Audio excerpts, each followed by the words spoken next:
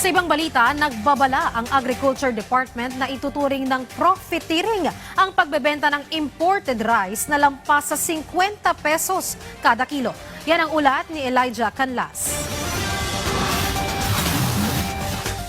Opisyal nang inendorso ng National Price Coordinating Council ang 50 peso price ceiling sa bawat kilo ng imported na bigas. Nakaangkla ito sa Price Act upang mapigilan ang hindi makatarungang pagtaas ng presyo at pang-aabuso sa merkado. Sakop nito ang imported rice na may 5% na durog na butil at magiging epektibo sa loob ng 30 araw. Ayon sa NPCC, tugon ito sa epekto ng gera sa Middle East na nagpapamahal sa logistics at transportation. Aminado si Agriculture Assistant Secretary Arnel de Mesa, masalimuot pa rin ang pagre-regulate sa iba pang agri-products dahil sa galaw ng presyo.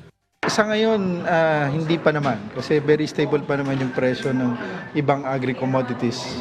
We expect naman na may magtaas ng konti dahil dun sa movement logistics cost. But aside from that, marami tayong inventaryo ngayon ng karne, ng baboy, ng manok. Ayon sa Department of Agriculture, nabili na sa mababang presyo ang supply ng bigas bago ang sigalot sa Middle East. Kaya mahigit na ipinagbabawal ang pagbebenta ng imported rice na higit sa 50 pesos dahil ito ay malinaw na profiteering. Kasabay nito, hinihikayat naman ng DILG ang publiko na tangkilikin ang mga kadiwa outlets na nasa 784 LGUs na sa buong bansa. Layo ng pamahalaan na palakasin ang kadiwa centers upang magbigay ng ginhawa sa gitna ng energy state of emergency. Definitely, ang target nga natin ay yung more than 1,000 na mga kadiwa centers. Kasi kagandahan nito na ilalapit natin yung agri-produce directly sa ating mga mamimili.